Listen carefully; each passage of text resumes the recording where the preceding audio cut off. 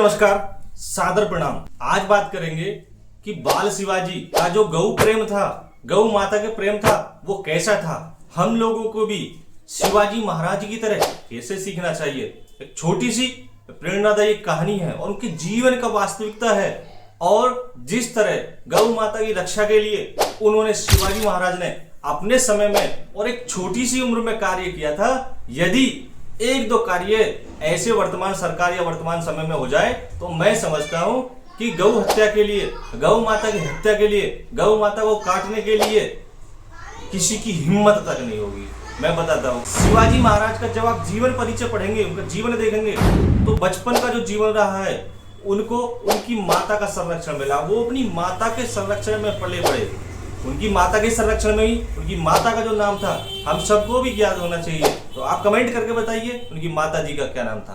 उनकी माता जी का नाम जीजाबाई था। और उनकी माता ने उनको बचपन में ही रामायण हो, महाभारत हो और वेद, इनके साथ साथ हमारी जो सांस्कृतिक विरासत है, सांस्कृतिक चेतना है, इन सब को भी उन्होंने सिखाया।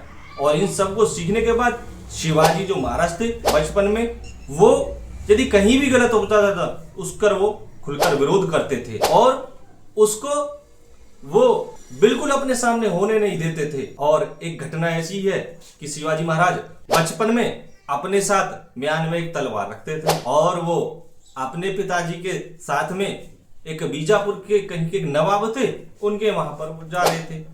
और जाते हुए जब देखा उन्होंने रास्ते में कि एक कसाई ने बड़ी ही निर्ममता पूर्वक एक हमारी गौ माता को पकड़ रखा है। और शिवाजी उस समय केवल 10 वर्ष के थे और जब गौ को पकड़ रखा है और बड़ी निर्ममता के साथ उसको काटने के लिए ले जा रहा है, तब शिवाजी महाराज ने कहा, रुको, हम गौ को गौ माता बोलते हैं, गाय को हम माता मानते हैं और तुम इस तरह से इसको ले जा रहे हो, गाय माता को छोड़ो वरना परिणाम अच्छा नहीं होगा।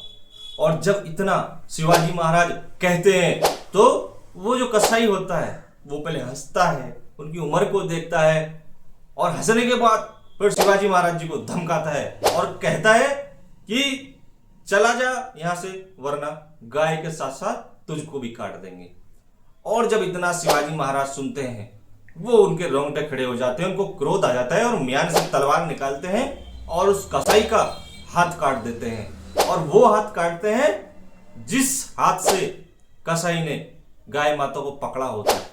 और जब वो हाथ काट देते हैं उसका हाथ नीचे गिर जाता है और वो अपने प्राणों की शिवाजी महाराज से घुटनों पर बैठ के भीख मांगने लगता है कि कैसे मेरे प्राण बख्श दो।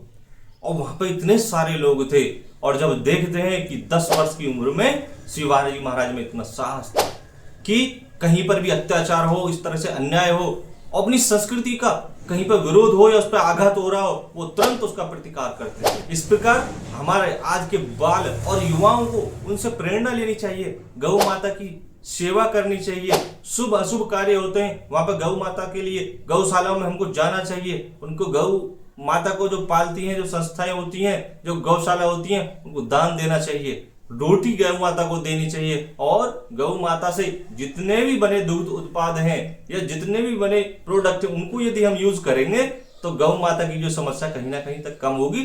तो ये कितना प्रेरणादायी था कि सांस्कृतिक रक्षा के लिए, हिंदू धर्म और सनातन की रक्षा के लिए ऐसा शिवाजी ने कदम उठाया।